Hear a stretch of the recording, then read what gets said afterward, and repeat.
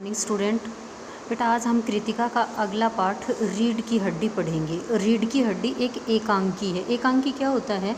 एकांकी होती है जो नाटक की तरह, नाटक का एक छोटा रूप होता है और जिसका मंचन स्टेज पर किया जा सके। इसमें कुछ पात्र होते हैं और जो पात्र बोलता है, जो संवाद शैली जिसमें दिखाई जाती है वो एकांकी ही होती है। एकांकी और नाटक में एक व्यक्ति के संपूर्ण जीवन का वर्णन होता है, जबकि एकांकी में व्यक्ति के एक पक्ष का ही वर्णन वहाँ पर दिखाया जाता है। तो प्रस्तुत पाठ है वो हमारा एकांकी है। एकांकी भी कैसी है? सामाजिक।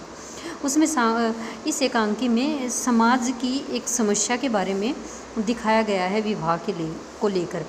इसके साथ साथ इसमें जगदीश चंद्र माथुर ने यह भी दिखाया है कि उन्होंने लड़का और लड़की में भेदभाव करने वाले लोगों पर प्रहार किया है और दोनों को ही समाज में समान रूप से प्रतिष्ठा मिलनी चाहिए, सम्मान मिलना चाहिए। इसको भी इन्होंने इस पाठ में दिखाया है। इस पाठ में आप देखोगे कि इसमें 5 या 6 पात्र हैं, जिसमें उमा इसमें मुख्य पात्र है।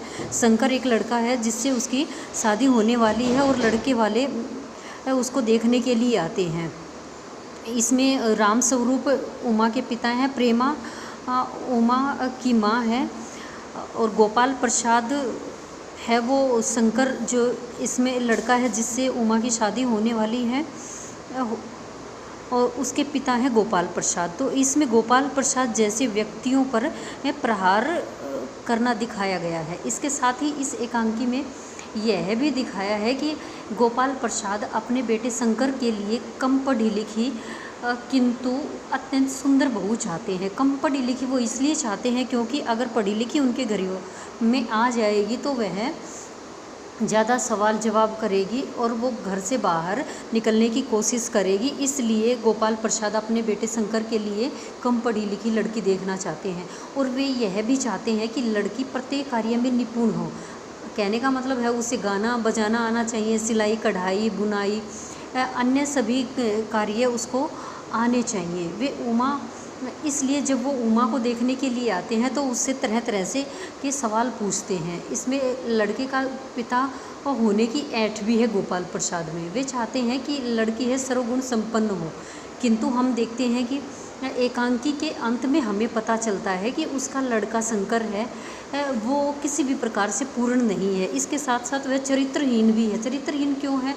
क्योंकि उमा जिस हॉस्टल में पढ़ती है उसी हॉस्टल में शंकर की, उसी हॉस्टल के चारों तरफ चक्कर काटते हुए हॉस्टल वार्डन से शंकर की पिटाई हो जाती है। और केवल वह चरित्रहीन ही नहीं है बल्कि वह शारीरिक दृष्टि से भी विकलांग है और पूर्ण रूप से अपने पिता पर आश्रित है। मतलब कोई कमाई धमाई वह नहीं करता है, अपने पिता के पैसों पर ही वह पलता है। वह ठीक प्रकार से खड़ा भी नहीं हो पाता।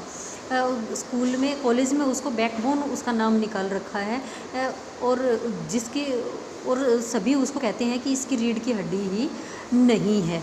इस तरह से इस पाठ का नाम है वो इसी आधार पर रीढ़ की हड्डी रखा गया है। इसके साथ साथ ही लेखक जो जगदीश चंद्र है वो इस एकांकी के माध्यम से दिखाना चाहते हैं कि लड़का और लड़की में भेदभाव नहीं करना चाहिए। लड़की भी उच्च शिक्षा के साथ साथ सम्मान की अधिकारिणी होती है। इसमें राम स्वरूप अपनी बेटी की उच्च शिक्षा को छिपाते हुए नजर आते हैं कि क्योंकि गोपाल प्रसाद को ज़्यादा पढ़ी लिखी लड़की नहीं चाहिए, जबकि उमा ग्रेजुएट है, BA पास उसने कर रखी है, इसलिए वो उसकी शिक्षा को छिपाते हुए इसमें नज़र आते हैं।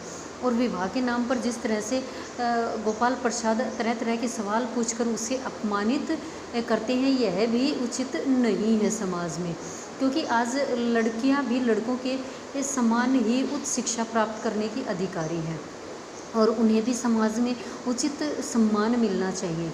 गोपाल प्रसाद जैसे रूढ़िवादी विचारों के लोगों पर यहाँ लेखक प्रहार करता हुआ नज़र आता है। इसके साथ इसमें यह भी दिखाया है कि जो लड़का और लड़की में भेदभाव को हमें व्यक्तियों को जागरूक करना चाहिए और इसको समाप्त कर देना चाहिए। और शंकर जैसे लड़के की अपेक्षा उमा जैसी लड़की की ही समाज में अधिक आवश्यकता होती है, क्योंकि ऐसी लड़की ही समाज का विकास कर सकती है और समाज को आगे बढ़ाने का प्रयास कर सकती है।